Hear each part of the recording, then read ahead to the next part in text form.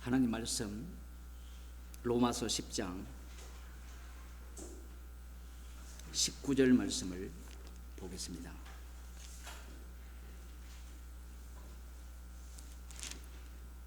신약 성경 253쪽입니다. 제가 읽어 드리겠습니다.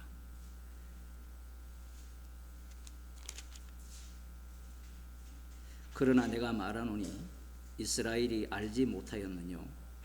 먼저 모세가 이르되 내가 백성 아닌 자로서 너희를 시기나게 하며 미련한 백성으로서 너희를 노엽게 하리라 하였고. 아멘. 지난 시간에 이스라엘이 복음을 듣지 않았느냐 라고 질문을 하면서 그렇지 않다 그러면서 사도 바울이 시편 19편을 갖고 왔습니다. 놀랍게도 언어가 없고 말이 없고 소리가 없는 이 소리가 제대로 된 복음이었고, 율법을 들은 이스라엘 백성들은 오히려 복음을 제대로 듣지 못했다라는 사실을 말씀을 통하여 보았고요. 오늘은 그러면 들었는데 알지 못해서 안 믿었느냐, 여기까지 이제 진도를 빼고 있습니다. 우리 같으면 들으면 복음에 대해서 순종할 것이고, 거기에서 더 나아가 알았다면 당연히 복음을 기쁘게 받을 수 있지 않겠느냐라고 생각을 하게 됩니다. 그런데 사도 바울이 지금 여기에서 신명기 32장을 인용을 하면서 이스라엘 백성들이 다 알았다라고 이야기를 합니다. 제가 지금 천천히 하는 이유는 어떤 분이 저에게 설교를 열정으로 하지 마시고 차분하게 하세요라고 페이스북에 댓글을 달았기 때문에 참조하고 있어요.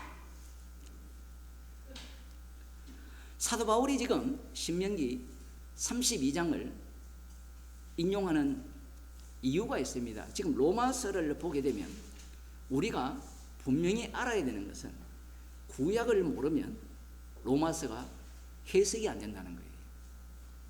다르게 이야기하면 창세기부터 말라기까지 전체를 꿰뚫고 있지 않으면 로마서를 읽어도 그게 무슨 말이야? 그렇게밖에 해석이 안 된다는 겁니다. 따라서 지금 로마에 있는 성도들은 유대인들이 되었든 그 디아스포라 유대인이 되었든 아니면 이방인 중에서 유대교로 들어왔고 이후에 그리스도인이 되었든 독특하게도 모두가 다 성경 공부를 엄청나게 했다라는 사실을 알 수 있어요. 제가 한국에 들어온 지 한 2년 조금 넘었잖아요.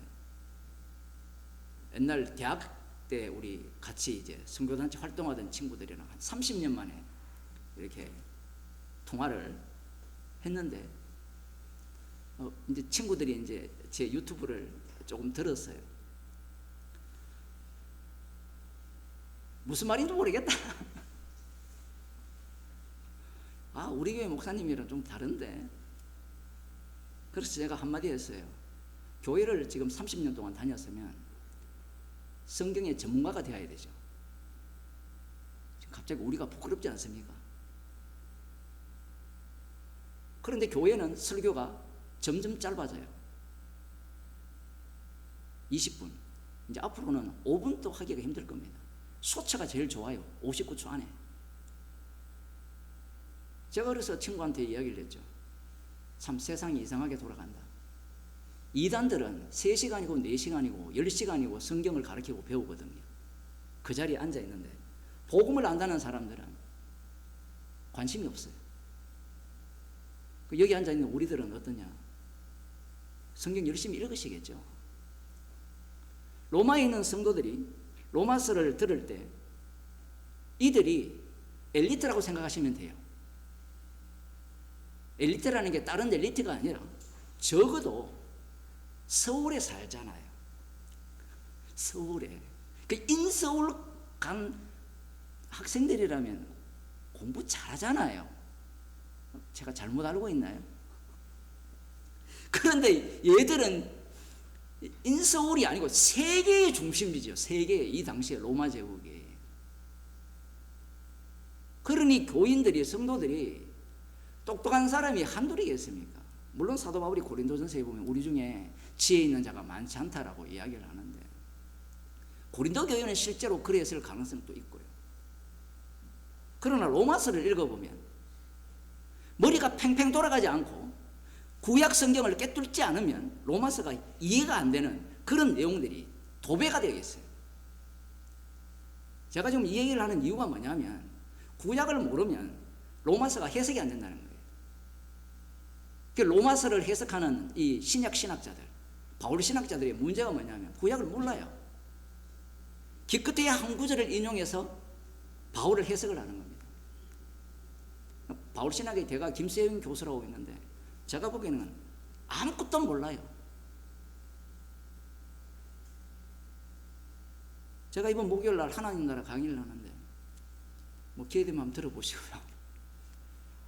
지금까지 나오지 않는 하나님 나라이기 때문에 어떻게 될지 모르겠지만 구약을 깨뚫고 있지 않으면 지금 로마서가 해석이 안 돼요. 지금 오늘 본문에서 사도 바울이 한 절 한 절 이야기를 하는데 성경 전체를 갖고 오죠. 지난 시간에 10편 19편을 갖고 왔지만 10편 19편은 천지 창조부터 시작하여서 어디까지 이어집니까? 율법과 선지자, 이스라엘을 만드시고 그들에게 율법을 주시고, 율법이 어디를 다 커버하고 있습니까? 출애굽기부터 말라기까지 다 듣고 있죠. 10편 19편이 다 듣고 있잖아요. 그러니까 10편 19편에 의하면 그들이 다 들었다라는 얘기입니다. 10편 19편을 쪼개지 말라는 얘기를 제가 말씀을 드렸죠. 오히려 쪼개므로 말미암아 율법을 아는 인간들이 거들먹거려요. 까분다는 겁니다. 자연계시 운운하는 사람들의 문제가 뭐냐면 10편 19편을 우습게 여긴다는 거예요. 앞부분. 날은 날에게 말하고 밤은 밤에게 말하는데 저것들 하나도 못 알아들어요. 날은 날에게 뭘 말합니까? 로마서 8장에서 뭘 말해요? 하나님의 아들들이 나타나기를 소원하죠. 하나님의 아들들이 나타나면 이 세상은 어떻게 된다 했습니까? 십자가에 의해서 다 이루신 십자가에 예수님께서 불심판을 당하셨기 때문에 그 불심판 당하신 그분이 이 세상을 불살라버립니다. 그것을 지금 이 뜨거운 태양이 말하고 있는데 못 알아듣죠. 기껏해야 그걸 두고 뭐랍니까? 자연 은총이니 어쩌니 자연 계시니 말도 안 되는 소리를 해요. 그러니까 10편 19편을 엉터리로 해석한 거예요. 오늘 본문도 보면 이들이 알지 못했느냐라고 물어요. 이 말씀의 의미는 다 알려줬다라는 겁니다. 누구에게? 이스라엘, 자기 백성에게 다 알려줬는데도 복음에 순종하지 않았고 이 복음의 기쁜 소식을 듣지 않았다라는 거예요. 왜 복음을 들었는데도 복음을 듣지 않느냐? 달리 말하면 신명기에 이 말씀이 다 기록되어 있음에도 불구하고 그 말씀대로 이루어졌음에도 불구하고 왜 그들은 이 복음에 대해서 거부하느냐? 이 이사야 52장 53장으로 가게 되면 우리가 전한 것을 누가 믿었느냐라고 하잖아요.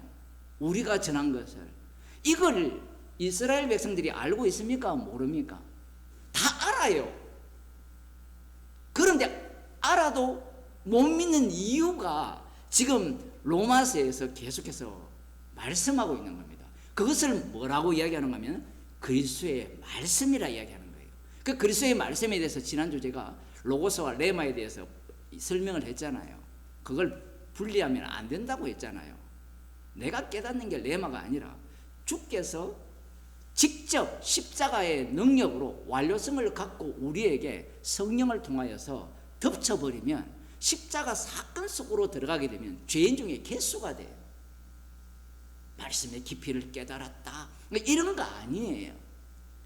그러면서 제가 관상기도를 언급했잖아요. 관상기도가 뭐냐 하면 도 닦는 거거든요. 예수님을 첨번하라는 거예요. 이 수도원에 있는 그 인간들이 한 짓을 하겠다는 거예요. 해서 뭐 하겠다는 겁니까? 부처가 되겠다는 것밖에 안 돼요.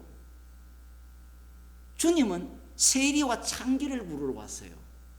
충격적이지 않습니까? 세리와 창기, 죄인을 부르러 오셨어요. 근데 그 인간들은 죄인을 부르러 오신 주님을 철저하게 삭제하기 위해서 지금 한국교회가 관상기도에 빠져 있거든요. 웬만한 유명한 목사들은 관상기도 하라는 거예요. 큐티를 관상기도로 이제 연결시키고 앞으로도 이렇게 하는 겁니다. 예배 시간에 음악 나오잖아요. 음악. 그죠? 기도하라고. 그 음악을 바꾸는 겁니다. 절간에 나오는 그 연부라는 비슷한 음악, 그레고리 음악처럼 앞으로 아마 그레고리 음악을 성가를 틀 가능성이 되게 높아요. 그러면서 여러분 교회 와서 30분 동안 말은 묵상기도인데 내용은 명상이에요. 도 닦으라는 겁니다. 그러면 사람들이 그걸 들으면서 또 하나의 아이디어를 제공하죠. 십자가의 은혜를 알게 하옵소서. 이걸 여러분들이 30분 동안 외우라는 거예요. 대내이면 깊은 하나님의 교제 속으로 여러분이 들어갈 수 있습니다. 정신병자들입니다. 여러분 이게 안 생길 것 같죠? 반드시 이렇게 돼요. 심지어는 미국의 그 교과 과정에 이걸 넣자고 하거든요. 실험을 해본 거예요. 티벳 중들을 갖고 실험을 해보니까 이 뇌과학 하는 사람들이 오늘날 인간들의 문제들을 해결할 수 있는 요소들이 너무 많고 요즘 애들이 휴대폰을 다 하잖아요. 그런 어떤 학생들의 문제점들을 해결하기 위해서는 학교에 명상시간 30분씩 도입하자라고 이야기를 해요. 도입하면 효과가 있어요. 효과 없는 게 아니에요. 심리학에서도 그 가르칩니다. 심리학 한다 그러잖아요. 혹시 남편을 미워합니까? 남편의 이름을 30분 동안 되뇌이면서 불러보세요. 부르면 부를수록 존경심이 생길지 모릅니다. 암시를 주죠. 모든 것이 용서될지 모릅니다. 교회가 이렇게 바뀐 이유가 뭐냐 하면 복음 자체를 우리의 전한 것을 누가 믿었느냐라고 라는 복음으로 보지 않고 유대인들은 안 믿었지만 우리는 기꺼이 기쁨으로 받을 수 있다라는 복음이죠. 그 복음이 사람을 좋게 하는 복음. 지금 여러분들이 우리들이 돈 번다고 미쳐 있잖아요. 정신병 아닌 사람이 없거든요. 그러니 교회에 와서만큼은 좀 평안함을 누리고 안정함을 누리기를 원하는 겁니다. 사도 바울이 이렇게 복잡하게 이야기하면 오늘날 교인들은 손 들고 사도 바울 선생님 구약에 인용하지 마세요. 지금 신명기 32장을 인용하면요 신명기를 다 봐야 돼요. 이게 충격적입니다. 시편 19편을 인용하면요 창세기부터 말라기까지 다 나와야 돼요.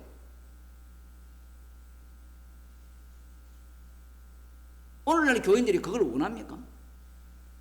그것도 절미하고 본론만 이야기하라는 거예요. 본론만. 본론이 이만큼 두꺼워요. 여러분 본론이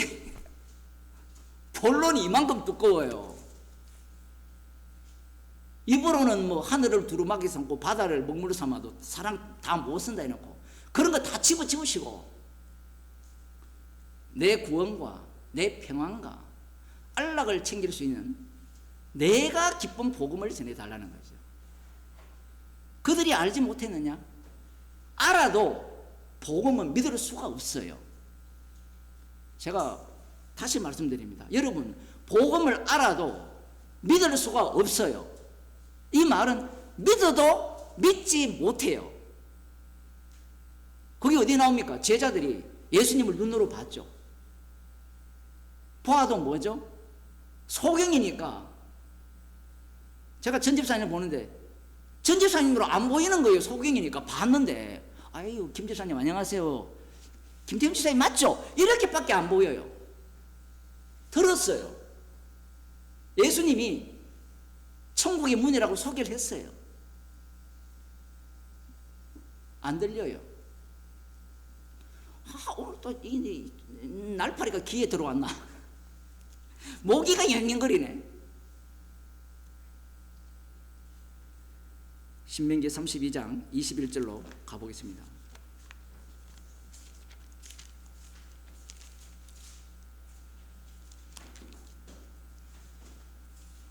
사도 바울이 자기의 논리를 펴기 위해서 구약을 대충 갖고 오는 게 절대 아닙니다.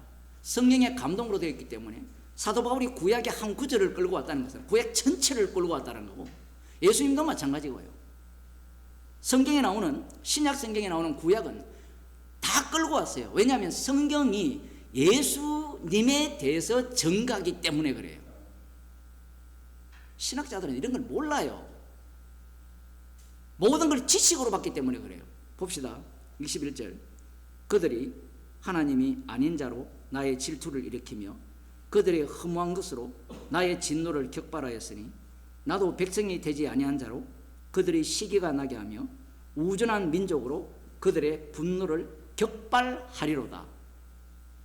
분명히 누구를 통해서 이스라엘 백성들의 질투를 일으켜서 분노를 격발하겠느냐 라고 할 때 이방 민족을 통해서 그들을 구원하여서, 여기 보면 나도 백성이 되지 아니한 자로 그들의 시기가 나게 하며, 백성 아닌 자를 내 백성이라 앞부분 나왔죠. 백성 아닌 자를 내 백성으로 만들어서 이스라엘로 시기 나게 할 것을 예언을 했습니다. 그러면 여러분 이걸 안다면 어떻게 행동을 하겠습니까? 지금 알았잖아요. 방금 여러분들이 우리가 이스라엘 백성이라 쳐봅시다. 그러면 신명기 32장 21절 말씀을 알고 있어요. 내 백성 아닌 자, 달리 말하면 이방인들은 지옥 갈 자들이죠. 개돼지와 같은 자들입니다. 그들을 구원하여서 내 백성을 이 분노를 격발시키겠다라고 말씀을 하셨다면 우리는 어떻게 행동을 하겠느냐라는 거예요. 어떻게 행동하겠습니까? 하나님께서 이 개돼지와 같은 이방인을 통해서 우리를 격발하지 못하게 하기 위해서 조치를 취하겠죠. 그러면 그 조치는 어떤 조치입니까? 신명기에 의하면 율법대로 순종하는 거예요. 그게 남은 자 유대인이 한 짓입니다. 그것을 두고 뭐라고 하는가 하면 알지 못하였느냐라고 해요. 그러면 안 겁니까? 모른 겁니까? 우리가 갖고 있는 인식 수준으로는 알았어요? 몰랐어요? 알았죠. 지금 사도 바울이 그 이야기를 하는 겁니다. 왜 이 이야기를 하느냐면요, 하나님께서 모든 사람이 하나님의 진노 가운데 놓여 있다라고 했죠. 왜 진노 가운데 놓여 있습니까? 하나님 아들을 죽였잖아요. 하나님의 아들을 죽인 세상은 불로서 심판해야 마땅합니다. 그런데 하나님께서 예수 그리스도를 화목제물로 세우셔서 화목제물 대신 그분에 의해서 천국 갈 자와 지옥 갈 자를 새롭게 창조를 해요. 그걸 새 창조라 이야기를 하거든요. 예수님께서 그렇게 새롭게 창조하시는데 여기에 있어서 로마서를 읽는 사람들이 어떻게 성경을 읽느냐면 믿음으로 말미암아 의롭게 된다라고 하니까 예수 그리스도의 믿음으로 말미암아 내가 의롭게 된다고 했으니까 예수님이 아버지의 뜻을 다 이룬 것을 내가 믿으면 의롭게 되어서 구원을 얻는다라고 생각을 하겠죠. 아닌가요? 그렇게 생각한 자들이 누구냐면 유대인이라는 거예요. 이건 뭐 지금까지 해석한 것과 전혀 다른 해석을 하고 있죠. 왜 지금 그 이야기를 하느냐 하면 이 말씀은 살아있기 때문에 그래요. 방금 내가 그걸 알아서 내가 믿어서 내가 그걸 은혜로 받았다는 것을 인정하기 때문에 구원이 되어버리면 주님이 지금 또 친히 살아계셔서 친히 자기 백성을 구원하는 것이 제거돼요. 달리 말하면 성령을 주셨다라는 것이 아무 소용이 없어요. 성령을 주셨다라는 것은 너를 인정한다는 겁니까? 안 한다는 겁니까? 안 한다는 거잖아요. 그런데 기존 신학은 성령을 받았다는 것은 나를 성도를 인정한다라고 해석을 해요. 정반대예요. 예수님이 죄인을 부르러 왔다 하면 예수님이 손 내민 상대는 다 뭐예요? 죄인이고 세리와 창기가 돼요.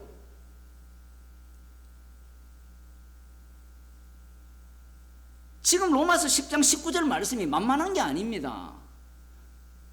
9장에서 계속 이야기를 했잖아요. 하나님의 선택, 약속의 자녀, 이것을 언급하면서 인간 쪽에서 확정할 수 있는 것들을 계속해서 박살내버립니다. 여러분이 성경을 보면 얼마나 놀라운가 하면 아까 예배 시간 전에도 제가 말씀드렸지만 신약에는요 여호와 하나님의 이름이 안 나와요. 충격적이지 않습니까? 하나님께서 예수 그리스도를 통해 자기를 계시하실 때는요 여호와 이름을 부정합니다. 물론 신학교에서는 그렇게 얘기 못해요. 왜냐하면 여호와 이름을 부정해버리면 이단이 되어버리거든요. 그러니까 신학교 졸업한 사람들이 여호와 하나님도 믿고 예수님도 믿어야 된다는 거거든요. 여러분이 심심하면 인터넷에 들어가서 교회의 그 간판을 한번 보세요. 여호와를 경외하라는 말이 훨씬 많아요. 물론 어떤 교회는 예수 그리스도의 십자가를 이야기하는 교회도 있어요. 제가 이전에 살던 그 길동에 보면 십자가의 복음만 전하는 교회라고 써놨어요. 제가 그걸 보고 깜짝 놀랐어요. 물론 그 내용이 어떤지 궁금하지만 개상한 십자가가 진짜 많거든요. 왜 여호와를 경외하라고 가르치는가 하면요 그걸 이야기를 해야 사람들이 말을 들어요. 여호와를 경외하라 해야 헌금할 거 아니에요. 십자가의 피가 죄 용서 다 해버리면 헌금합니까 안 합니까? 안 하죠. 그래서 그 다음 뭐라고 얘기합니까? 다락방에서는 십자가의 피가 다 용서했지만 여러분들이 그 다음 또 조건을 내밀잖아요. 에덴 동산 같은 삶을 누리려면 뭐 해야 돼요? 하나님께 봉사해야 된다는 거예요. 그놈이나 모두가 다 무엇을 노리고 있어요? 돈을 노리고 있는 겁니다. 바리새인들이 돈을 사랑했다라고 하잖아요. 이게 독특합니다. 11조를 그렇게 열심히 하는 사람들이 돈을 사랑했어요. 하나님 사랑, 이웃 사랑을 몸으로 실천하는 사람들에 대해서 예수님이 뭐라고 하는가 하면 돈을 사랑했다는 거예요. 그 구약을 제대로 읽게 되면 마지막 드러나는 지점이 어떤 식으로 드러나는가 하면 돈을 사랑하는 인간, 또 하나는 뭐예요? 자기 구원에 미친 인간. 그걸 성경을 제대로 해석했다라고 하는 유대인들의 해석법이에요. 그럼 오늘날 기독교인은 다릅니까? 예수님을 제대로 알면, 복음을 제대로 알면 뭐 한다 해요? 구원을 얻는다. 구원에 미친 인간, 유대인들하고 똑같죠? 구원에 미쳐서 예수님을 죽였잖아요. 그 다음 복음을 제대로 하면 하나님이 축복을 해주신다. 돈을 사랑하는 인간, 이 구조가 똑같아요. 왜 구조가 똑같으냐 하면요 성경은 십자가 지신 예수 그리스도를 증거하기 때문에 그래요. 지금 신명기로 다시 가서 보게 되면 신명기 27장까지는 어찌 되었든지 율법을 열심히 지켜라고 그렇게 하면서 만일에 지키지 않으면 하나님께서 너희들을 심판하겠다, 저주를 하겠다, 뭐 죽여라, 이런 요소들이 나오고 28장에는 우리가 너무나도 잘 아는 축복과 저주의 장이 쏟아집니다. 그런데 28장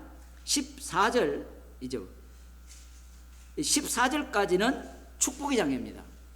그런데 15절부터 끝없이 펼쳐지는 저주의 장이 쏟아지는데 그게 68절까지 이렇게 나오거든요. 여기에 보면 다시 너희들이 율법을 순종하지 않으면 다시 애굽으로 끌고 갈 것이라는 말씀을 해요. 신명기에서. 그런데 실제로 이사야를 보게 되면 이들이 바벨론 포로로 잡혀가죠. 그래서 좀 공부한다는 사람들은 신명기는 포로기 이후에 지어진 글이야 라고 주장을 해요. 그들은 뭘 안 믿는가 하면요, 창조 자체도 안 믿어요. 누가 봤냐는 거예요. 세상이 말씀대로 되어진다는 것을 상상도 못해요. 말씀대로 되어진다는 것을. 말씀을 위한 이스라엘이거든요. 왜 이러냐면 너희들은 알아도 이 말씀대로 되어지는 것에서 벗어날 수 있다 없다라는 겁니까? 없다라는 거예요. 근데 선악과를 먹은 인간들은 알게 되면 아는 것이 힘이 되어서 이 저주에서 벗어날 수 있다라고 생각을 해요. 우리 어릴 때부터 다 배웠잖아요. 아는 것이 힘이다. 맞죠? 근데 성경은 정반대죠. 아는 것이 저주다. 그러면 사람들이 몰라야 됩니까? 몰라도 아는 게 없고 알아도 아는 게 없는데, 그런 어리석은 말은 안 했으면 좋겠어요. 선악과를 먹은 사람들은 그 중에 대표자들이 유대인이거든요. 그래서 하나님께서 하나님의 능력과 기적과 율법을 통해서 하나님 자신을 보여줄 만큼 확실하게 이 지식으로, 체험도 지식이거든요. 홍해를 가른 것이 체험인데 그것을 지나버리면 뭐가 되죠? 기억이 되잖아요. 여러분 꼭 이걸 기억해야 돼요. 그게 지식이 돼요. 그럼 그 지식을 갖고 있으면 하나님을 잘 믿을 거고 율법에 순종할 거라고 생각하죠. 그리고 하나님 자신을 성막과 그리고 율법을 통하여서, 그리고 이스라엘 백성들의 범죄한 그 세계 속에서 다 알려줘요. 알려줘도 어떻게 합니까? 아무 소용없다라는 거예요. 지금 이것은 가인 때부터 벌써 알려주셨고요. 그 이전에 아담 때부터 알려주셨어요. 알아도 소용이 없어요. 그런데 선악과를 먹은 자들은 알면 그 다음 어떻게 행하겠죠? 행동에 옮기겠죠. 그걸 이제 믿음이라 할 수 있죠. 은혜로 말미암아 너희가 구원을 얻었으니 이것은 너희에게서 난 것이 아니요 하나님의 선물이라 라고 하니까 믿습니다가 돼요. 믿습니다가 되면 어떤 문제가 발생하는지를 그들은 상상도 못해요. 믿습니다가 되면 두 가지로 쪼개지는데, 어떻게 쪼개지느냐면 성령에 의해서 믿어지게 된 자는 죄인 중에 개수로 드러나지만, 성령이 아니고 자기가 지식을 갖고 믿는 자가 된다면 나 그걸 믿어야 돼요. 지가 어렵다고 이야기해요. 그게 그리스도의 말씀의 능력입니다. 그러니 복음은 반드시 명확하게 지식으로 전달되게 되어 있어요. 그래야만 악마성이 드러나는 현장이 나오기 때문에 그래요. 성령은 눈에 안 보이죠. 지난주 설교 제목이 뭐라 했습니까? 침묵의 소리라 하니까 우리 편집하는 분이 목사님 침묵의 소리가 여러 가지 아닙니까? 제가 앞부분에 설명을 했거든요. 악마의 소리에 침묵의 소리가 있고 성령의 소리가 침묵의 소리예요. 성령을 받은 사람은 성령의 인도하심을 따라 주님의 일하심 속에서 말씀이 이루어지는 십자가 사건이 일어나는 현장으로 바뀌어지지만, 악마의 침묵의 소리를 듣는 자들은 계속해서 뭘 내세우겠어요? 자기의 믿음, 자기의 행위를 내세우게 되어 있어요. 행위를 내세우려면 누구의 침묵의 소리를 듣는다는 겁니까? 예? 마귀의 소리를 듣는데 누구의 소리를 듣는다는 거예요? 말씀을 믿고 말씀대로 따르겠다는 거예요. 그래서 10편 19편이 이 로마서 10장 18절에서 인용한 이유가 거기에 있어요. 무엇을 무시한다 했어요? 나는 나에게 말하는 것을 누가 무시한다 했습니까? 율법을 받은 유대인들이 무시해요. 이방인들 로마서에 보면 저들은 분명히 하나님을 알되 하나님을 영화롭게 하지 않았다고 했지 않느냐. 잘 보세요. 이방인만 그랬습니까? 유대인들이 더 리얼하잖아요. 방금 제가 말씀드렸잖아요. 하나님께서 아브라함을 선택하여서 그들에게 약속을 주시고 그 약속을 이루는 과정을 쏟아부어 줬는데 하나님을 알되 어떻게 했어요? 버리지 영상 만들고 나무라는 나무꽃마다 가서 빌고 성전을 우상의 전당으로 도배를 해버렸죠. 그 아테네를 만든 것이 아테네의 원조가 성전이에요. 에스겔이 환상을 본 그 내용을 보면.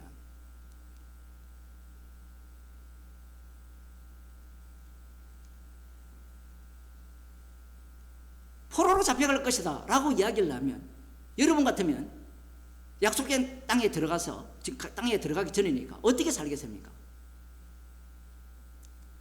우리 이때 생각하지 말고 여러분 십자가에서 다 이루었습니다. 그러면 어떻게 살겠습니까? 어떻게 살겠어요? 속이는 오른쪽으로 살죠. 우리에게는 방법이 없어요. 지금 이들이 이걸 알아도 왜 방법이 없느냐 하면 아간을 한번 생각해 봅시다. 아간이 약속의 땅에 들어갈 때 이미 전쟁의 방식을 다 숙지했습니다. 전쟁을 할 때 숙지할 거 아니에요. 어떻게 하라.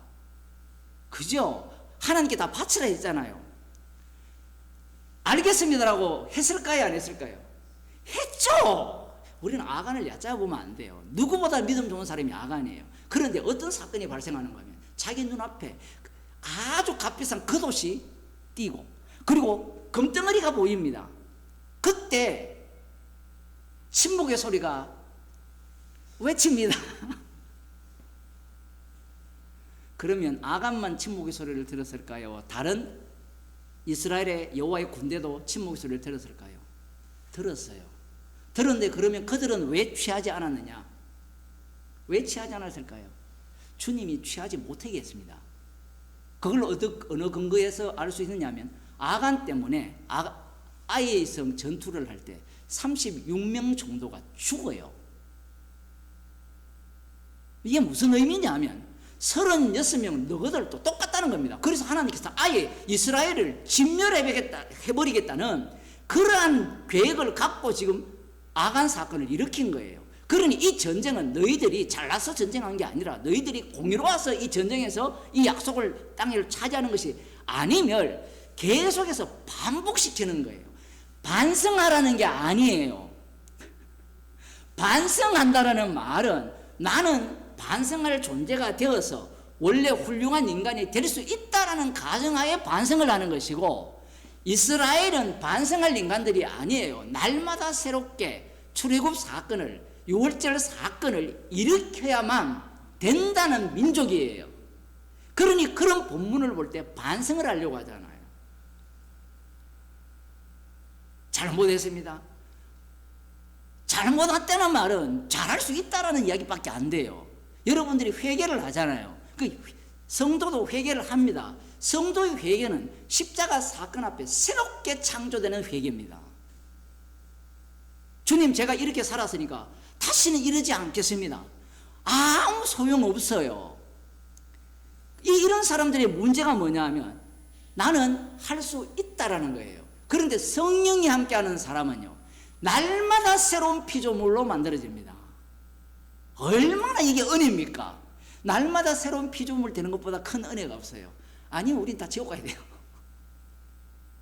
한번 구원해 줬으니까 너 천국 네 알아서 가. 알아서 어디까지 가겠어요? 스스로 지금 맨날 먹는 거 마시는 거 세상의 즐거움 이것만 미쳐 있는데 목사님 나는 아닌데요. 여유로우니까 그 말 하는 거예요. 안 여유로워 보세요. 설교하는 저도 똑같습니다. 그래서 주님께서 성령을 통하여서 우리를 회개를 시키는 방식이 어떤 방식이냐면 그래서 서신서에 나오는 말씀들이 십자가 사건을 구약하고 똑같아요. 6월절 사건을 계속해서 반복해서 일으켰듯이 십자가의 완료성을 우리 가운데 계속해서 뻥뻥 터뜨리는 그 사건이 흔히 신학자들이 말하는 권면이에요. 권면은 아니죠. 사실은 그것은 십자가의 피복음이에요. 그러면 신약만 그러냐? 구약도 다 십자가의 피복음이죠. 이렇게 말씀을 해주는데도 안 듣습니다. 그리고 29장으로 넘어가면 1절부터 이제 세우신 언약은 이러하다라고 말씀을 하거든요. 1절부터 보겠습니다. 29장 1절. 호렙에서 이스라엘 자손과 세우신 언약 외에 여호와께서 모세에게 명하사 모압 땅에서 또 그들과 세우신 언약의 말씀이 이러하니라. 모세가 온 이스라엘을 소집하고 그들에게 이르되 여호와께서 애굽 땅에서 너희 목전에 바로와 그 모든 신하와 그 온 땅에 행하신 모든 일을 너희가 보았나니 곧 그 큰 시험과 이적과 큰 기사를 네가 목도하였도다. 그런데요, 4절을 봅시다. 충격적인 말씀을 합니다. 그러나 깨닫는 마음과 보는 눈과 듣는 귀는 오늘날까지 여호와께서 너희에게 주지 아니하셨느니라. 그러니까 공부 좀 했다는 사람이 이거 그때 쓴 게 아니고 모세 때 쓴 게 아니고 바벨론 포로 이후에 쓴 거야 라고 주장할 수밖에 없는 거예요. 지금 하나님께서 이 말씀을 하신 것은요, 성령이 안 오면 절대로 못 깨닫는다는 말씀이에요. 어떤 주석가들은 이렇게 이야기해요. 이거는 방금 제가 했던 그런 해석이 아니고 절대 못 깨닫는 말씀이 아니고 그들이 마음이 강팍해서 그렇다 이렇게 해석을 하는데 아닙니다. 성경은 예수 그리스도에서 증거를 하죠. 그러면 성령이 안 오면 못 깨닫는다는 말은 성령만이 깨닫게 해요. 그게 고린도전서에 나오죠. 하나님의 마음을 누가 안다 했어요? 하나님의 영에, 그 하나님의 영이 누구냐면 예수 그리스도의 영이에요. 그걸 성령이라고 하거든요. 성령께서 우리 가운데 오시기 때문에 성령께서 깨닫게 하는 거예요. 내가 깨닫는 게 아니고. 왜 자꾸 이렇게 분리를 하느냐면 성령께서 깨닫게 하면 우리는 죄인이 돼요. 근데 내가 깨달으면 뭐가 되죠? 내가 깨달으면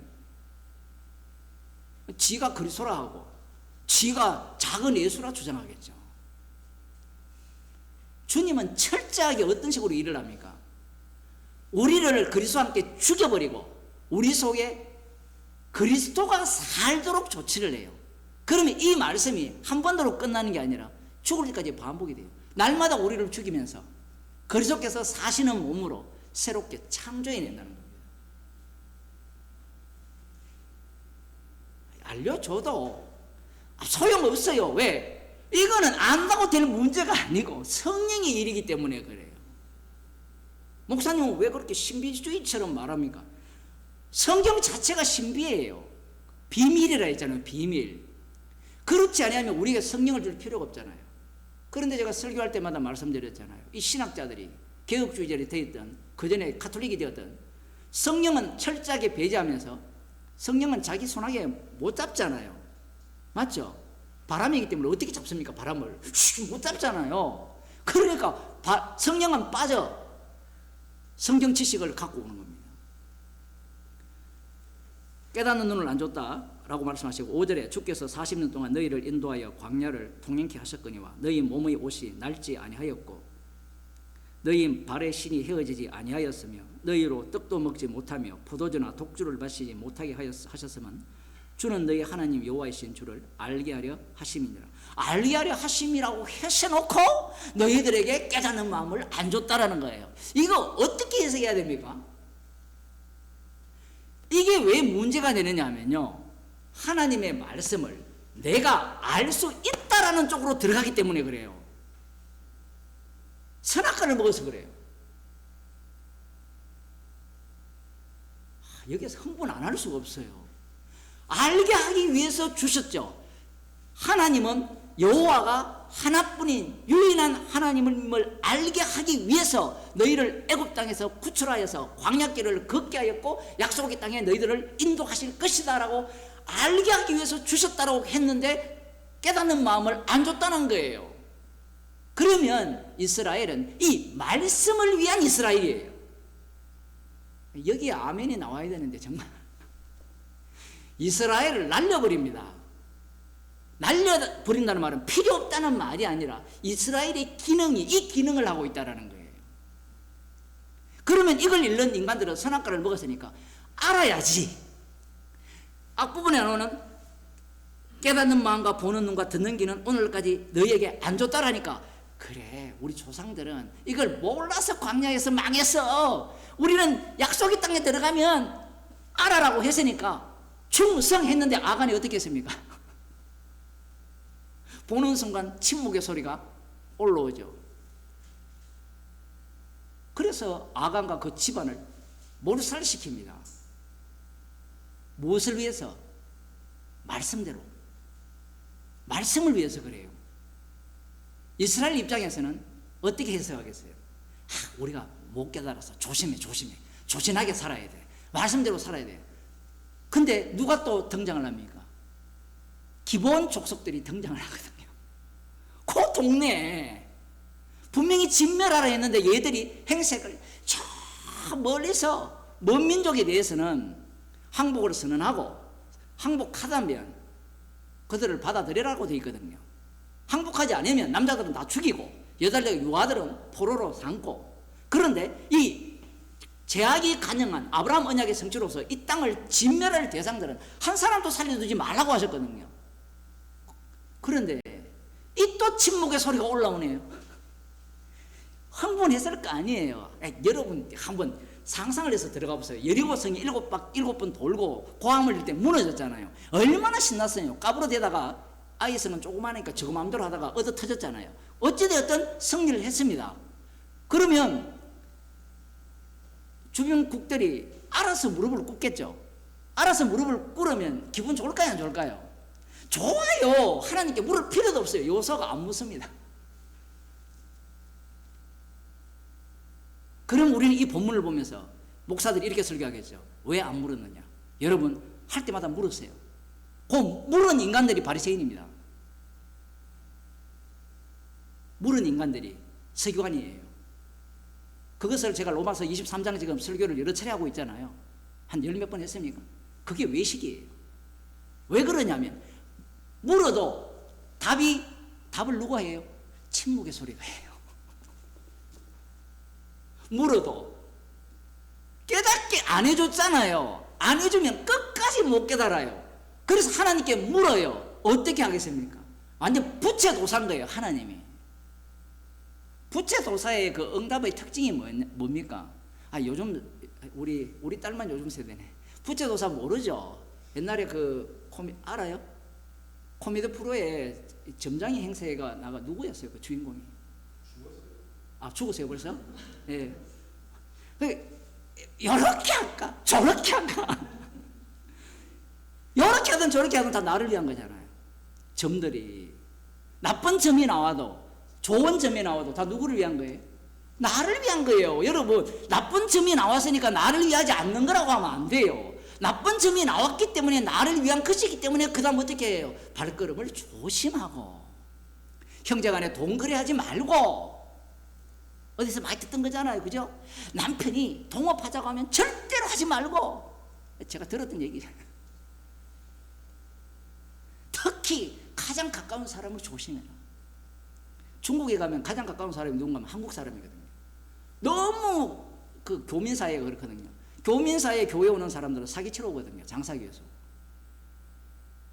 그 다음 누가 사기를 치느냐? 한국말 하는 조선족. 그 다음 누가 사기를 치느냐? 죄송합니다, 우리 여기. 그 다음 이제 한족. 순서가 그렇게 돼 있어요. 우리는 이 언론이 나쁜 놈들, 누가 나쁘다 했죠? 조선족 나쁘고 한족 나쁘다 배웠죠? 그죠? 한국 사람이 제일 사기를 많이 쳐요.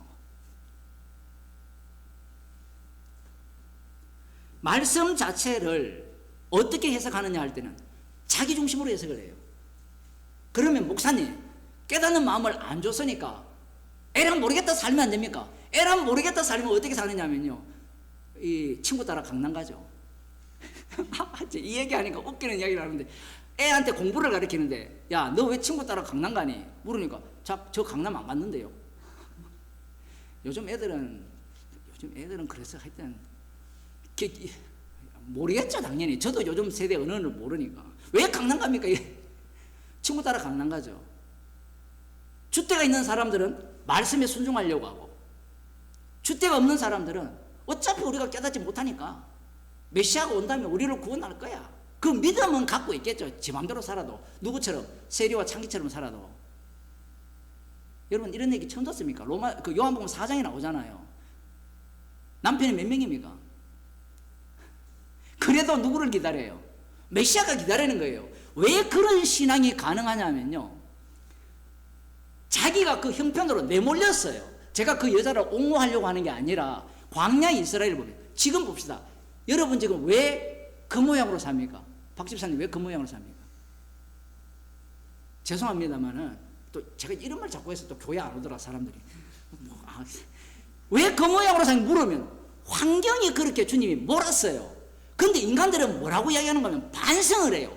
반성을 해서 내가 그때 그러지 않았으면 네가 그러면 주가 되어라 얘기예요. 그 말은. 그러면요 지금 그걸 바꿔요.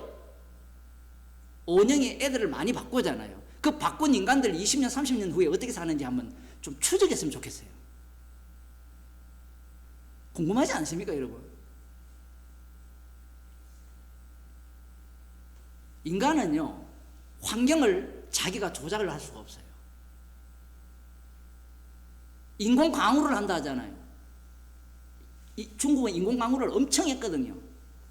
그 결과로 폭우가 쏟아졌다라고는 아무도 얘기를 안 해요. 저도 얘기를 못 하죠. 근데 그 주님이 하시는 일을 인간이 무슨 수로 뚫겠습니까? 자기들은 과학적으로 아는 것은 그 세 개뿐이에요. 과학적으로 아는 것은. 모르는 세계는 모른다고 절대로 말 안 하죠. 그건 그냥 자연의 일부일 뿐이야.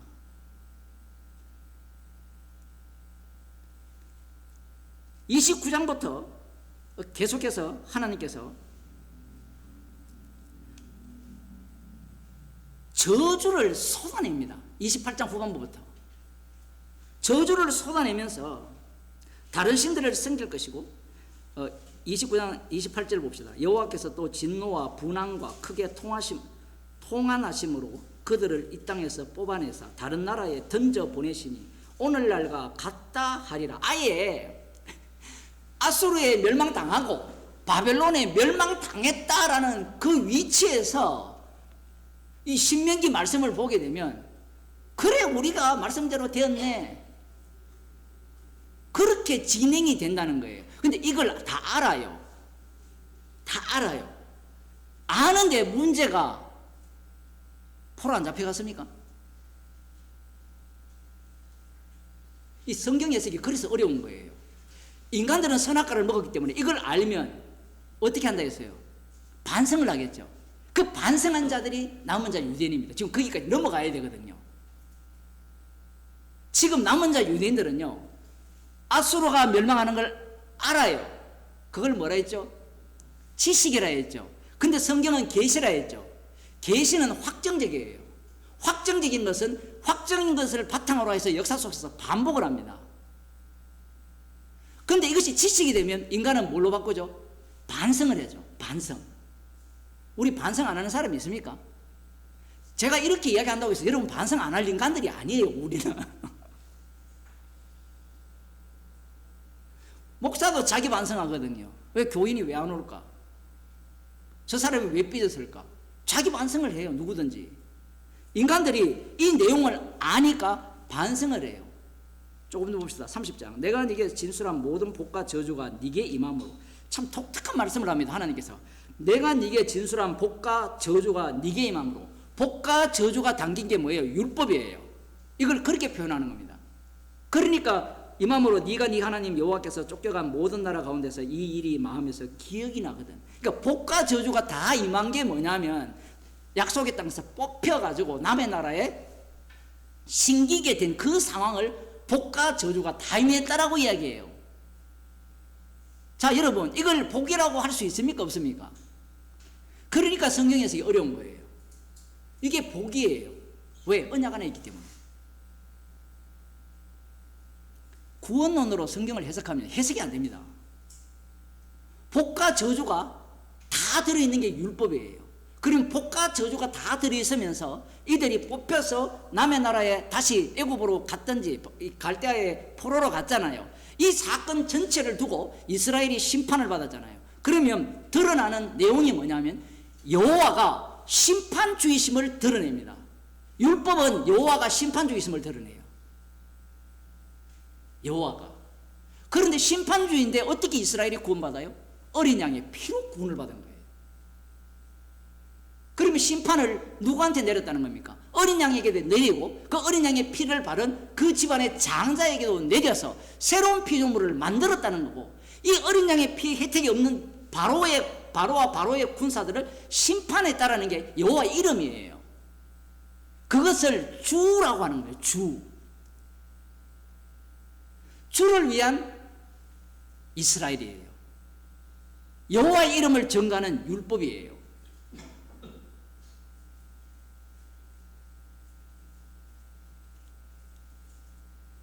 마음에 기억이 나거든. 너와 네 자손이 네 하나님 여호와께로 돌아와 내가 오늘날 네게 명한 것을 온전히 따라서 마음을 다하고 성품을 다하여 여호와의 말씀을 순종하면 내 하나님 여호와께서 마음을 돌이키시고 너를 긍휼히 여기사 네 포로를 돌리시되 내 하나님 여호와께서 너를 흩으신 그 모든 백성 중에서 너를 모으시리니. 이 말씀도 얼마나 어려우냐 하면 잘 보세요. 너희들이 돌아와서 마음을 다하고 성품을 다하여 여호와의 말씀을 순종하면 내가 돌이키겠다고 했는데, 에레미야 선지자의 예언을 보면요, 포로로 잡혀가는데 70년 만에 돌아온다라고 먼저 선언이 돼요. 앞뒤가 안 맞죠. 왜 이렇게 주님이 일을 하느냐면, 이스라엘은 자기가 마음을 다하고 성품을 다하여 하나님을 섬길 수 있습니까? 없습니까? 없다라는 거예요. 그래서 말씀을 위하여서 70년 만에 돌아온다고 하시고, 이 말씀을 위하여서 다니엘에게 이 마음을 주신 거예요. 아니, 목사님은 왜 인간들을 그렇게 부정적으로 봅니까? 인간 자체가 인간이 없어요. 예수님이 인자라는 말은, 사람의 아들이라는 말은 이 세상에는 사람이 없다라는 말이에요. 여러분 명확하게 아셔야 됩니다. 이 세상에는 사람이 없어요. 누구밖에 없습니까? 죄인밖에 없어요. 그러니 죄인밖에 없으니까 이 세상은 불살라지는 것이 당연한 겁니다. 내 열조가 얻은 땅으로 돌아오게 하사 너로 다시 그것을 얻게 하실 것이며, 문제가 뭐냐면 돌아왔는데 70년이 어떻게 바뀝니까? 71회로 바뀌어버리죠. 얻게 하실 것이라고 해놓고 안 된 거예요. 그러면 이 말씀을 믿고 기다리는 이 남은 자들은 어떻게 살아야 됩니까? 어떻게 살아야 되죠? 마음을 다하고 성품을 다하고 뜻을 다하고 힘을 다하여 여호와 하나님을 사랑해야 되겠죠. 그것이 남은 자 유대인입니다. 그들 앞에 예수님이 등장을 한 거예요. 지금 30장도 마찬가지고 31장도 마찬가지고 계속해서 그 말씀을 합니다. 31장으로 넘어가서 보겠습니다.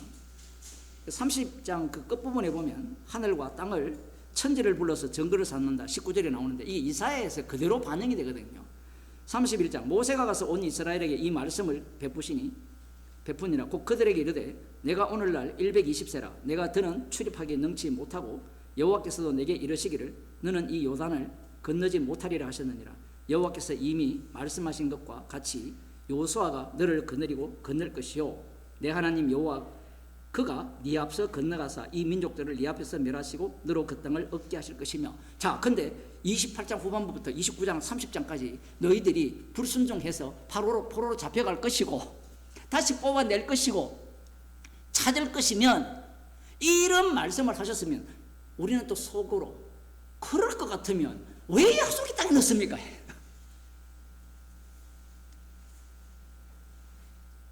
여러분들은 훌륭해서 이런 마음 안 듭니까? 아니, 아담이 범죄해서 에덴 동산이 망가질 것 같으면 그게 하나님입니까? 그거 왜 지었습니까? 왜? 선악과를 따먹게 할 것 같으면 그거 하나님도 아니잖아요. 전지전능하다면서. 근데 전지전능한 하나님은 어떤 분이냐면 선악과를 따먹게 하는 분이 전지전능이에요. 우리가 갖고 있는 전지전능은 뭐예요? 따먹게 안 한다가 전지전능이에요. 예수 그리스도가 전지전능한 하나님으로 등장하거든요. 이사야 예언에 의하면. 그 전능한 하나님은 하나밖에 못해요. 자기 피로만 구원해요. 이게 전지전능한 하나님이에요. 충격 안 받으시니 아무도 다 알고 계시서 그런지. 전능한 하나님은 그런 분이에요.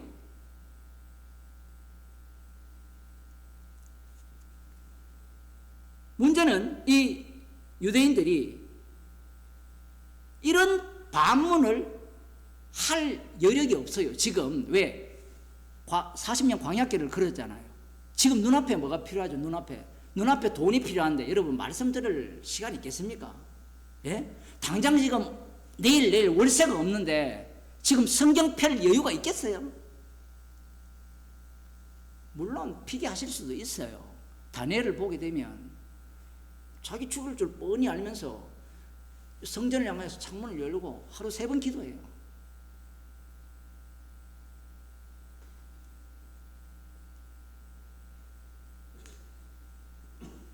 그러면서 이제 나온 말씀이 이 로마서에서 인용한 말씀이죠. 11절에 내가 오늘날 네게 명한 이 명령은 네게 어려운 것도 아니요 먼 것도 아니라 하늘에 있는 것이라 이렇게 말씀하고 내 입에 있는 말씀, 지금 그리스도의 말씀이라 했죠. 이 복음을 지금 31장 앞부분에서 30장 제가 꼭 읽었습니다. 30장 그 11절에서 그 내용이 나올까요?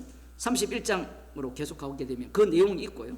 31장으로 넘어가면 5절에 여호와께서 그들을 너희 앞에 붙이시리니 너희는 내가 너희에게 명한 모든 명령대로 그들에게 행할 것이라 이렇게 말씀이 나오고 9절부터 보면 모세가 이 율법을 써서 여호와의 언약궤를 매는 레위 자손 제사장들과 이스라엘 모든 장로들에게 주고 그들에게 명하여 이르기를 매 7년마다 안식년이죠.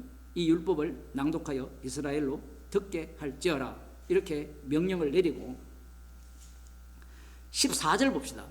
여호와께서 모세에게 이르시되 너희의 죽을 기한이 가까웠으니 여호수아를 불러서 함께 회막으로 나오라.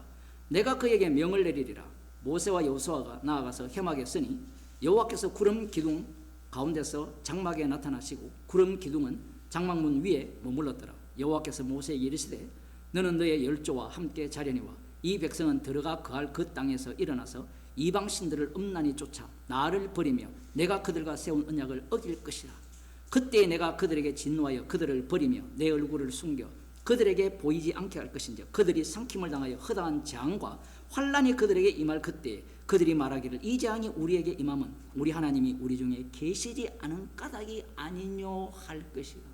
초를 쳐요. 아직 이제 눈앞에 고지가 있는데 아직 들어가지도 못하고 젖과 꿀이 흐르는 땅은 맛도 못 봤어요. 맛도 못 봤는데 여호수아에게 하는 말이 저들은 들어가서 이방신들을 엄란하게 섬기고 하나님과 세운 언약을 어길 것이다. 왜 그렇게 부정적입니까? 하나님은? 여러분 우리는 부정적인 사람이 좋아요? 긍정적인 사람이 좋아요? 긍정적인 사람이 좋죠. 좀 솔직하게 얘기해야 돼요. 부정적인 사람은요 피곤해요.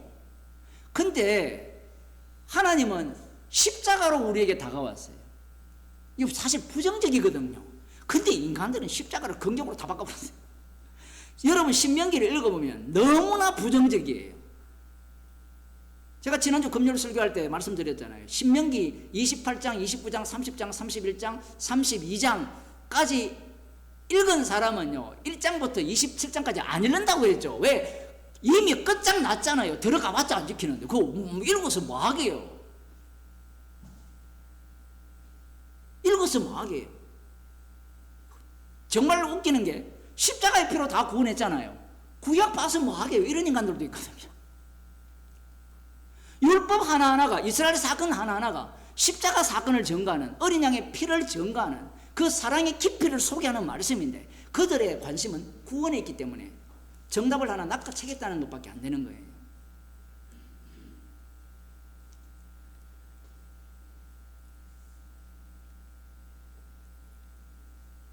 31장 뒤에 넘어갑시다. 26절 이 율법책을 가져다가 너희 하나님 여호와의 언약궤 곁에 두고 너희에게 증거가 되게 하라. 내가 무슨 증거냐 하면 이게 똑같아요. 독특한 게 뭐냐면 언약궤 안에 뭐가 있어요? 이스라엘이 40년 광야 생활 동안에 범죄한 증거물이 있죠. 아론의 상난지팡이와 상난지팡이가 밖에 있다라고 하는데 어쨌든 히브리서에서는 그렇게 말씀하기 때문에 그 만나거든 항아리 그리고 두 번째 돌판이 있죠.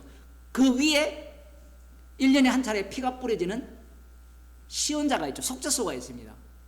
그게 증거물이거든요 사실은.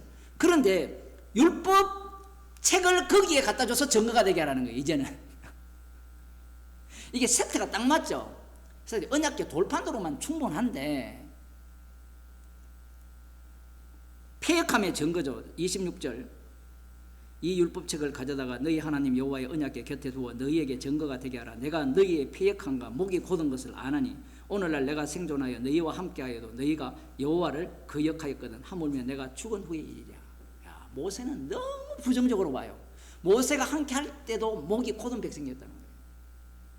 하나님께서는 이스라엘을 한 번도 목이 곧지 않는 적이 없다라고 말씀해요. 좀 이 말씀에 아멘 했으면 좋겠어요. 인간은 자기가 긍정적인 것만 기억한대요. 그 골프 치는 사람이 이런 이야기를 한대요. 항상 자기가 잘 친 것만 기억한대요. 그래서 오늘도 잘 칠 거라 생각한대요. 심리적으로 그렇게 작동을 해요. 인간은. 목이 곧은 백성이라 하면 아멘 하면 되는데 내가 그 정도야? 그래서 성령을 주지 않으면 자기가 목이 곧은 백성이라고 인정 안 해요. 내가 복음을 전하는데, 내가 주를 위해서 얼마나 봉사를 했는데. 28절. 너희 지파 모든 장로와 유사들은 내 앞에 모으라. 내가 이 말씀을 그들의 귀에 들리고 그들에게 천지로 증거를 삼으리라.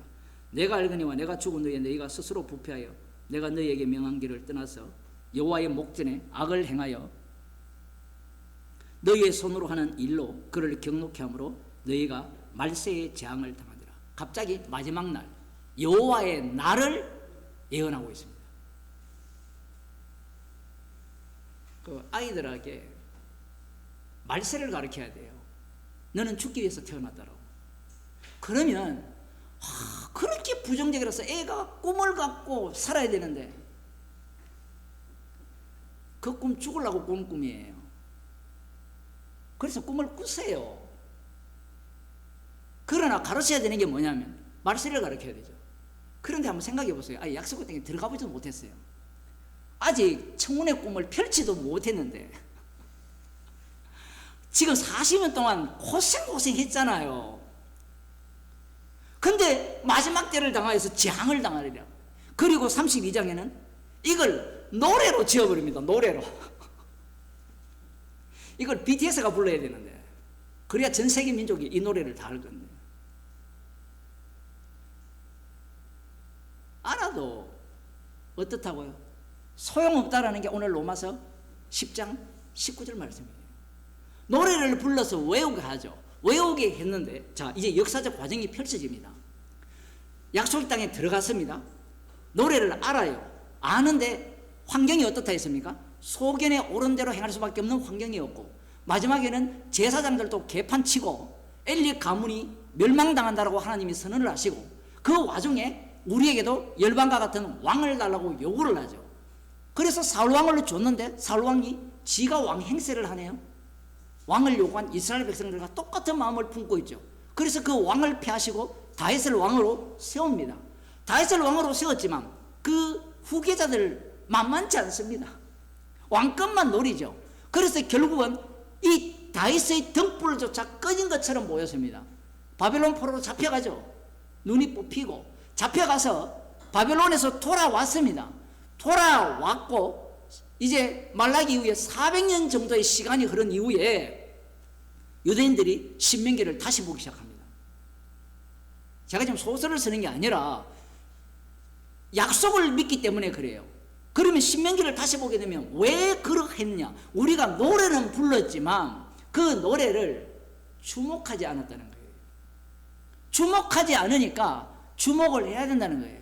그래서 나온 인물이 누구냐면 바리새인 중에 바리새인 사도 바울입니다.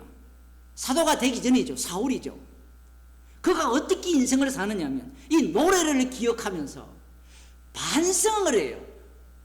반성하면 부처가 돼요. 그건 꿈에도 생각을 못한 거예요. 율법의 의로는 흠이 없게 살아갑니다. 그 모습이 어떤 모습이냐면요, 나는 뭘 안다는 거예요. 율법을 알고 하나님께서 내 백성 아닌 자로 우리의 분노를 격발하리라는 것까지 다 아니까 사전에 어떻게 하죠?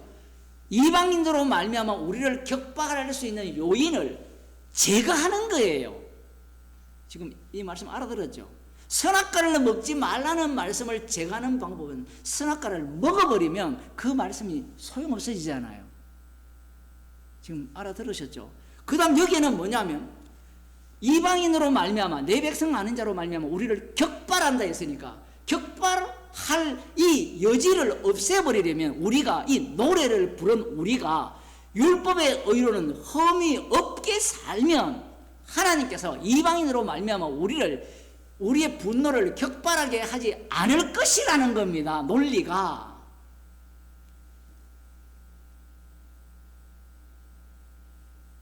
바리새인들은요 다 서울대생이에요. 서울대 법대 애들입니다. 서울대 의대 애들이에요. 천재들입니다. 우리가 보기에는 그들은 그냥 외식하는 인간들, 겉과 속이 다른 인간들 이렇게 보이지만 아닙니다. 예수님 앞에서는 외식이지만 인간들의 세계에서는 최고의 정점을 찍는 인간들이에요. 사도 바울이 이 신명기 말씀을 꿰뚫고 있는 겁니다. 근데 지금 보세요. 바울이 지금 이 글을 쓸 때는 성령을 받았죠. 그죠? 로마서를 쓸 때는. 그런데 성령 받기 전에는 이 신명기를 어떻게 해석했느냐는 거예요. 방금 제가 말씀드린 식으로 해석한 거예요. 그러니까 누구를 제거해야 되죠? 예수 믿는 자를 제거해야 됩니다. 그런데 주님이 찾아오시니까 나름 율법을 알았고 신명기 정신을 꿰뚫고 있다는 내가 누구의 대적자였어요? 주님의 대적자였다는 것을 알게 됩니다. 주님이 찾아오지 않으면, 이 찾아온다는 말은 그리스도의 말씀의 능력이죠. 성령이 친히 역사하지 않으면 아는 게 소용없다라는 거예요. 지금 그 얘기를 하는 겁니다. 우리는 로마서를 통해서 복음의 진리를 제대로 알면 천국에 갈 수 있고 하나님의 백성의 삶을 살 수 있지 않겠느냐라고 상상을 하잖아요. 그런 알을 유대인들이 추구를 했어요.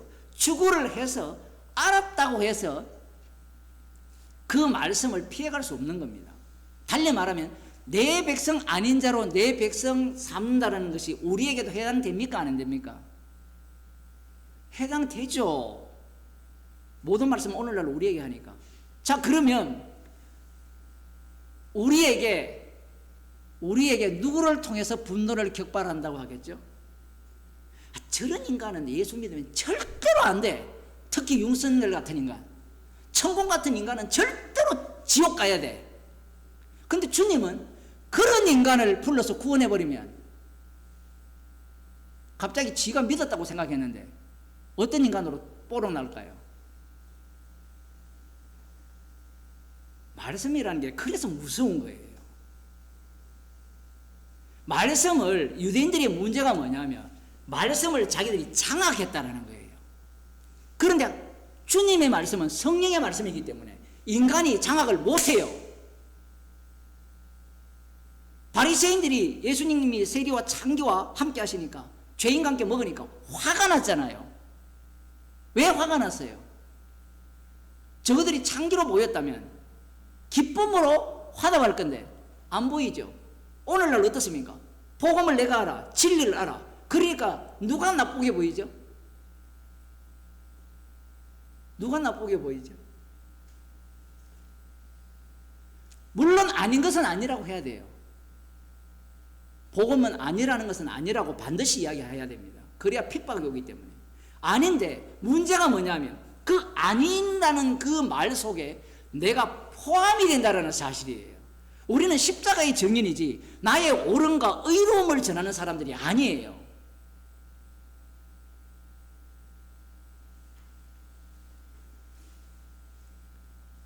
분명히 알려줬어요.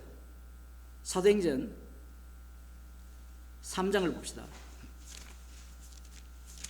구약만 하면 안 되니까 사도행전 3장을 보면 사복음서도 나오지만 제9시 기도 시간에 베드로와 요한이 성전에 올라갈새 나면서 안전병에 든 자들을 메고 오니 이 베드로와 요한이 금과 은은 내게 없거니와 내게 있는 것으로 네게 준다. 이 소유권이 자기한테 있는 게 아니에요. 주님의 소유권인데 사도 바울에 있는 것은 그리스도잖아요. 그리스도. 그 그리스도의 영을 주는 겁니다. 쉽게 말하면 복음을 전하는 건데, 일어나 그러나 있잖아요. 일어나 그러나 이 얘기를 예수님께서 중풍병자를 고치실 때 중풍병자를 메고 온 사람에게 어떻게 말씀합니까? 일어나 걸어가라부터 얘기합니까? 아니면 네 죄사함을 받았다부터 이야기해요? 죄사함을 받았다부터 이야기하죠. 근데 죄사함 받았다는 걸 여러분 알아요, 몰라요? 그럼 무슨 증거로 죄사함 받았다는 것을 확정하겠어요? 그런데 옆에 있는 서기관들은 화를 내요. 죄사하는 것은 하나님밖에 못하는데. 그러니까 죄사했다라는 것을 안 믿었을 뿐만 아니라 그 발언 자체를 문제 삼아요. 여기 예수님께서 죄사함 받았다는 게 쉽겠느냐, 아니면 일어나 걸어가 하는 게 쉽겠느냐? 뭐가 쉬워요? 둘 다 불가능해요. 둘 다. 물론 더 중요한 것은, 더 어려운 것은 죄사함이 어려워요. 왜냐하면 죄사함은 하나님의 아들의 죽음이 개입되어야 되기 때문에 그래요. 여기에서 똑같은 사건을 보잖아요. 마태복음 8장이니까 거기에서는 이 내용을 구분을 하지만 다른 곳에서는 그냥 병 고쳐줍니다.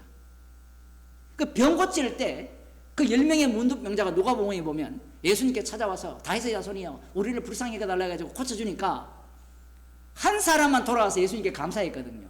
희한하죠. 똑같은 몸의 현상이 일어났는데 한쪽은 예수님 앞에 와서 감사하고 다른 쪽은 자기 길로 갔어요. 이게 그리스도의 말씀의 능력이에요. 이것은 침묵의 소리이기 때문에 그래요.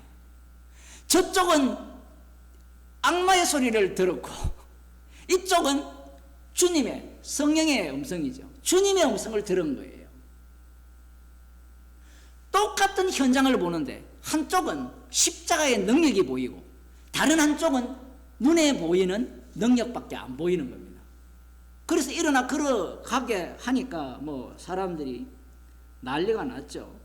난리가 나니까 주님께서 또 이들을 통하여서 복음을 전하게 하는데 11절부터 봅시다. 나은 사람이 베드로와 요한을 붙잡으니 모든 백성이 크게 놀라며 달려나와 솔로몬의 행각이라 칭하는 행각에 모이거늘 베드로가 이것을 보고 백성에게 말하되 이스라엘 사람들아 이 일을 왜 기이 여겼느냐? 우리 개인의 권능과 경건으로 이 사람을 걷게 한 것처럼 왜 우리를 주목하느냐? 그러니까 사건을 이렇게 해석해야 돼요. 돈 많이 벌었네요. 왜 돈 많이 버는 걸 이야기합니까? 십자가를 증거해야 되죠. 우리에게 돈 다 망했네요. 왜 망한 거를 봅니까? 십자가의 능력이 망하게 하셨는데요. 이런 해석을 하는 겁니다. 아브라함과 이삭과 야곱의 하나님 곧 우리 조상의 하나님이 그 종 예수를 영화롭게 하셨느니라. 너희가 저를 넘겨주고 빌라도가 놓아 주기로 결단한 것을 너희가 그 앞에서 부인하였으니 너희가 거룩하고 의로운 자를 부인하고 도리어 살인한 사람을 놓아 주기를 구하여 생명의 주를 죽였도다. 그러나 하나님이 죽은 자들 가운데서 살리셨으니 우리가 이 일의 증인이로다. 그 이름을 믿음으로 그 이름이 너희 보고 그 아는 이 사람을 성하게 하였느니라. 이게 뭐냐면 로마서 10장에 나오는 누구든지 주의 이름을 부르는 자는 구원을 얻으리라는 말씀의 실제 상황이에요. 그런데 재밌는 것은 믿었어요? 안전뱅이가 믿었어요 지금? 일방적으로 구원해버리죠. 구원하니까 이 믿음 자체가 그 속에서 작동을 하는 거죠. 말씀의 내용이. 안전뱅이는 성전 미문에 앉은 안전뱅이는 돈을 요구했어요. 믿은 게 아니었어요. 그래서 로마서 10장에 나오는 누구든지 주의 이름을 부르는 자는 구원을 얻으리라는 말은 인간의 탐욕을 갖고 접근하는 것을 철저하게 배제하는 겁니다. 사도행전이나 사복음서도 마찬가지지만 원치 않았는데 주님이 구원하는 경우가 굉장히 많아요. 왜 그러면 원치 않는 자만 구원을 하지 원하는 자도 왜 구원합니까? 원하는 자도 구원을 해야만 지옥 갈 자가 확실하게 지옥을 가요. 왜냐하면 지옥 갈 자들은 성령의 역사가 없기 때문에 모든 걸 무엇으로 해석해요? 지식으로 해석하죠. 여기에 보면 그 이름이 너희 보고 아는 이 사람을 성하게 하였나니 여기 성하게 하였다는 말에 우리가 주의를 기울이면 사복음서에 근거하면 성하게 한 것에 대해서 두 가지 해석이 나오겠죠. 하나는 마귀의 해석이 나오고 다른 한쪽은 예수님의 해석이 나오죠. 성하게 한 것을 예수님의 해석에 의하면 십자가로 말미암아 그를 죄 용서했다라는 말씀으로 해석이 되고 마귀의 해석은 예수님이 하나님이 아들이니까 창조니까 이 사람을 고쳤구나 돼요. 고쳐. 그럼 이것은 무엇에 위배됩니까? 마태복음 4장에 나오는 마귀가 요구하는 하나님의 아들의 모습이 되어버려요. 그래서 사도행전에 나오는 사도들의 이 기적과 능력들은 사복음서를 경유를 해야 됩니다. 그러면 예수님이 병 고치는 능력이 없었습니까? 있었죠. 있는데 전능하신 하나님이 바뀐다 했잖아요. 구약에는 전능하신 하나님이 홍해를 가르는 능력이 대단한 것처럼 보였지만 신약에는 그하고 비교도 안 되는 큰 능력이 작동하죠. 자기 아들을 대속물로 내어줘서 사망에서 생명으로 옮기시고 마귀의 세력을 멸하는 능력을 보여요. 문제는 인간은 그건 아무것도 안 보이잖아요. 인간의 눈에는 그건 아무것도 아니잖아요. 그게 문제라는 거예요. 사건을 보고 이것을 두 쪽으로 볼 수 있어야 돼요. 성도는 양면을 다 봐요. 양면을 다 보는데 성도 아닌 자는 양면을 못 봐요. 또 성도 아닌 자는 양면을 본다고 하면서 뭘 강조하겠어요? 눈에 보이는 사건을 강조하겠죠. 근데 성도는 양면을 보게 되면 눈에 보이는 사건을 부정합니다. 눈에 보이는 사건을. 이것이 차이점이에요. 여기에서 사도 베드로와 요한이 이야기를 다 해주죠. 다 알려줍니다. 2장에서는 너희가 십자가에 못 박은 예수를 주와 그리스도가 되게 하셨다라는 것을 이야기를 다 해도 믿는 자들이 있고 믿지 않는 자들이 있어요. 알아도 믿을 수 있다 없다? 없다라는 겁니다. 지금 명확하잖아요. 너희가 십자가에 못 박힌 예수를 하나님이 주와 그리스도가 되게 하셨다라고 알려줬잖아요. 알려주는 걸 믿을 수 있습니까? 없다라는 게 지금 성경 이야기예요. 주님이 친히 십자가의 완료성을 갖고 하늘 우편에서 주의 자리에서 자기 백성을 믿게 하는 거예요. 친히 일을 하는 겁니다. 친히 일을. 사람에게 일 안 맡겨요.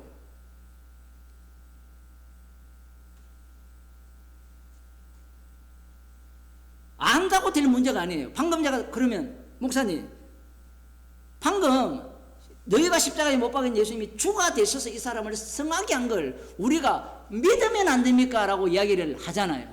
그래서 로마서 4장에 나오는 아브라함의 믿음이 굉장히 중요한 거예요.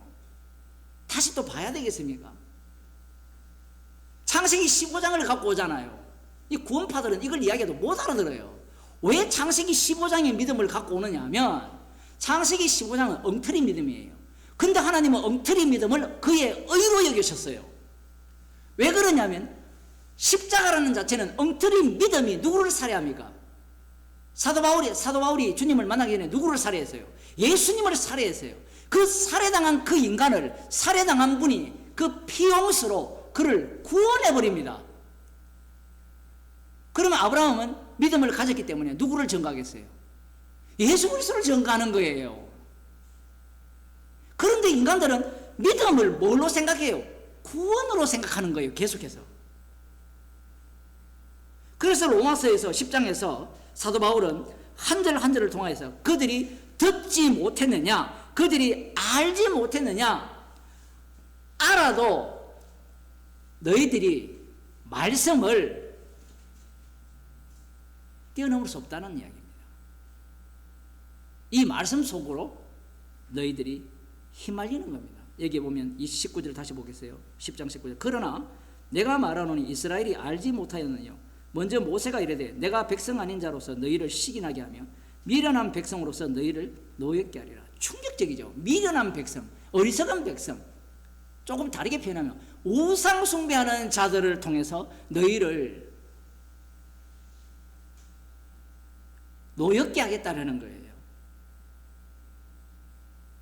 율법의 의로는 흠이 없게 사는 그들에게 세리와 죄인과 노는 예수님이 얼마나 믿겠습니까? 여러분 그런 좀 미워해 봐야 되는데 자기가 그 정도 잘났기 때문에 그래요. 지금 사도 바울이 왜 이야기를 합니까? 왜? 단순히 자기 혈통 이야기 하기 위해서 이야기를 해요? 그럼 이건 옛날 이야기가 되잖아요.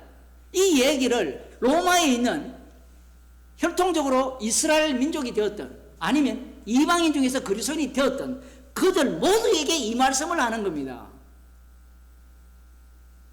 왜냐하면 인간은 선악과를 먹었기 때문에 모든 인간이요 알면 구원이 된다고 생각해요. 그래서 구약을 해석할 때 알면 야다인데, 야다라는 것은 남녀가 이렇게 그냥 아는 게 아니라 서로 관계를 맺는 알미다. 하나님과 깊은 관계 속에 들어가야 된다. 이거 다 사기예요, 사기. 그게 알미 아니에요. 알면 소용이 없습니다.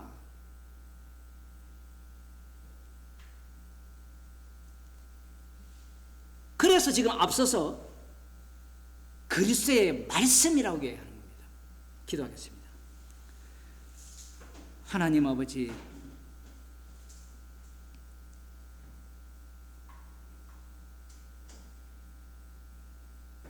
복음을 알았다고 구원이 되는 것도 아니요, 아는 것이 오히려 십자가의 원수로 드러난 이스라엘을 보면서 인간이 악마에게 철저하게 사로잡혀 있음을 보게 하심을 감사드립니다. 주님께서 지금도 살아계셔서 그리스도의 영을 통하여 우리들을 날마다 매 순간 십자가로 인도하심을 감사하는 저희들이 되게 하여 주옵소서. 주 예수 그리스도의 은혜와 하나님 아버지의 크신 사랑과 성령의 교통하심이